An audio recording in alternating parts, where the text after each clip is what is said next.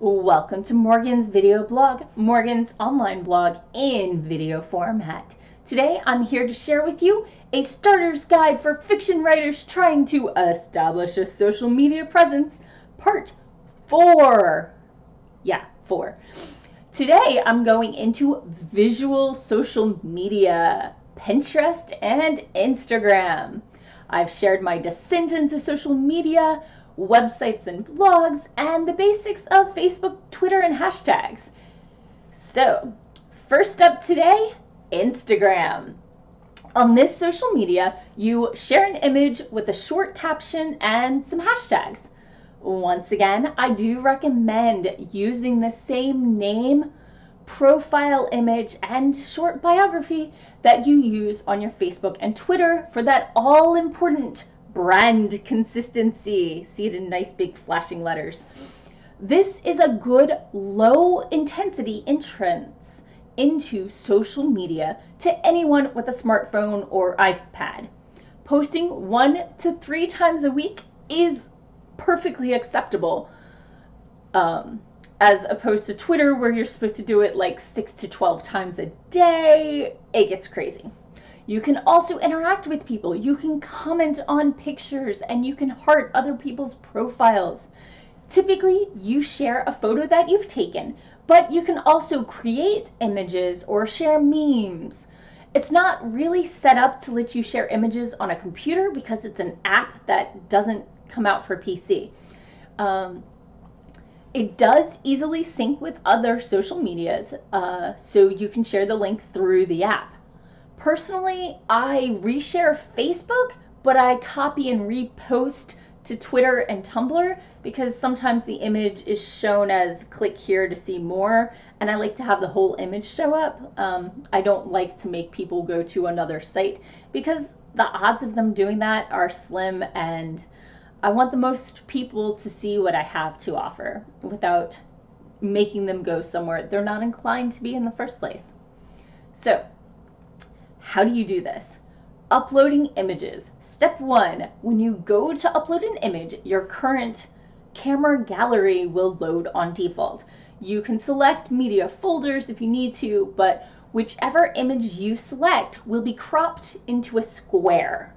You can pinch the screen to zoom in or out, and you can try and recenter the image, but if it doesn't fill the square because you zoomed out so far, preview images will clip it as well. So be cognizant of that when you select a photo to share. You can also do multiple pictures, either in a collage or as a set that people can scroll through sideways.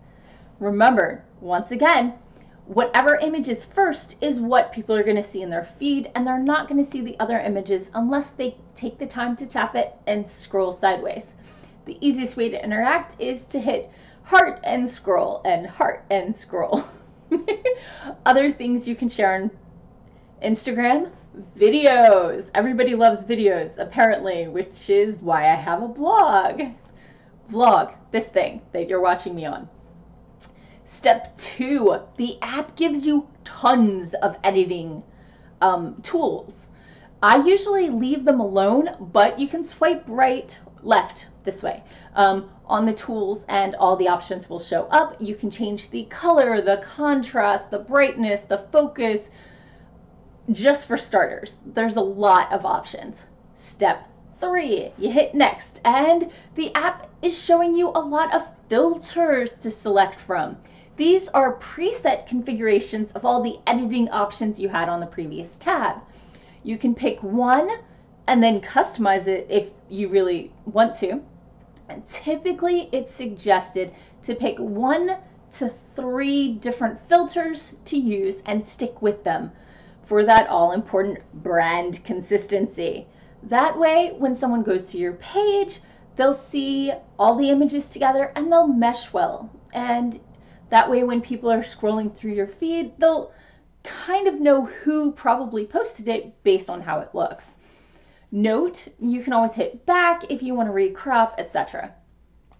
Step 4, this is where you add the details. You add captions and hashtags, and you can tag people if they're in it or if you really want them to see it. You can tag locations. If your smart device has locations turned on, very often it'll suggest places and you just tap and it marks you. It's kind of like a check-in, a location check-in.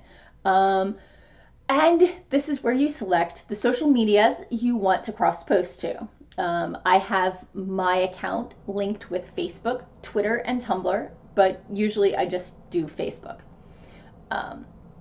You can get it to sync up with your page if you have a Facebook page and not your personal account, but for some reason mine keeps resetting to my personal account. I'm not sure why.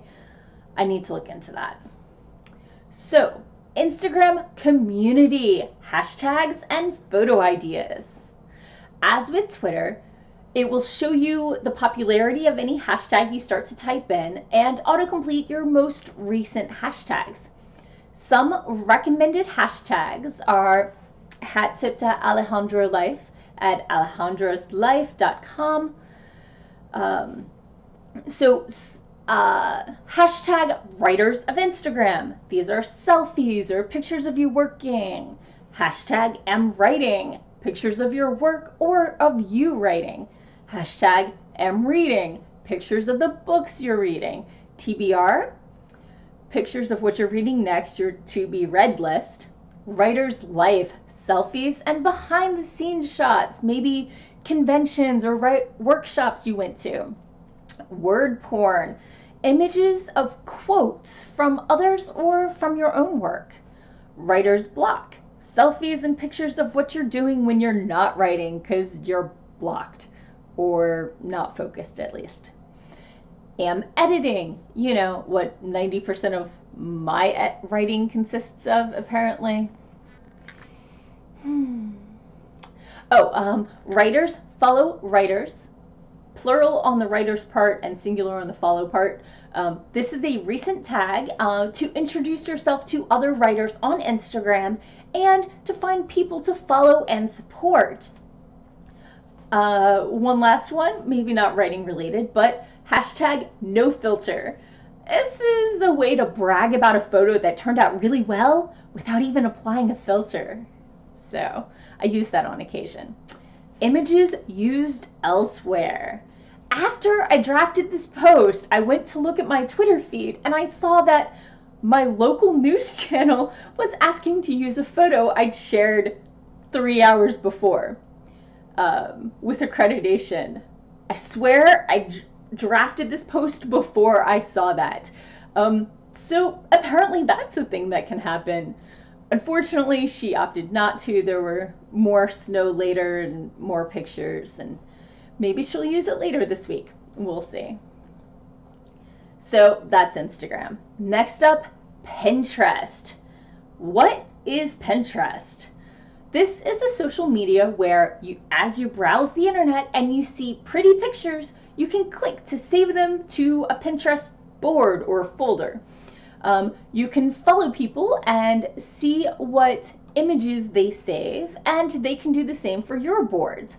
There's also a direct message option, but nobody's ever direct messaged to me, which implies there aren't that many spammers at least. Once again, you're gonna want a pretty consistent name, a profile picture, and the bio to match up with what you have on Facebook and Twitter and everything else. And then, if you're anything like me, you're gonna wanna organize your pins, the images you're saving. So you can create different boards to pin images to. You can have private boards and public boards and friends only. Many people use them for consolidating remodeling ideas or wedding planning or suggested styles for clothing subscription sites. The general theme is that you're pinning the images up as if to a bulletin board so that you can see them at once. In case you didn't get it, jokes are funnier when you explain them. So, how do you save all these images? The plugin. With the quick installation of the plugin or there's an app on your phone, but on computers, it's a plugin. It's a bit of code that makes the Pinterest logo show up when your mouse is hovering over an image, or when you tap and hold on an image on your phone. All you have to do is select the Pinterest logo, and a pop-up will show up and ask you which board you want to save the image to. Follow the steps, they're pretty straightforward. So how do I use Pinterest as a writer? What am I going to get out of this? Well, personally, I initially set up boards for inspirational actors and models for my characters, location inspiration, clothing inspiration, and then I left Pinterest alone for a year. I had like 15 pins and that's it. These were helpful for me when writing, since I tend to be a little less visual than some, but recently I've gotten back into Pinterest. These days I'm also posting or resharing memes, blog post images with link backs to my post, pictures of books I'm reading, word art of quotes. You can browse Pinterest or anywhere on the internet, look for images you like and pin them to your boards. Use hashtags as before, but the visual is what really sells it with Pinterest. So, in conclusion, the internet, especially smartphones, is a very visual place. It's far easier for your followers to like a picture than write a comment. As entries into social media, Instagram and Pinterest involve the least amount of time and effort on your behalf. If you're writing, you might not have that much time to invest in this. Plus, for me, they're both used, especially Instagram, by young adults. So for those of you like me who write YA, it's a good idea to establish a social media presence where your future audience actually hangs out. Well, next week I'm going to get into some more of those young adult hangouts and talk about other social medias that I'm a little less expert on, but we'll see how it goes. Tune in next time for part 5 of this ridiculously long series. Later, guys.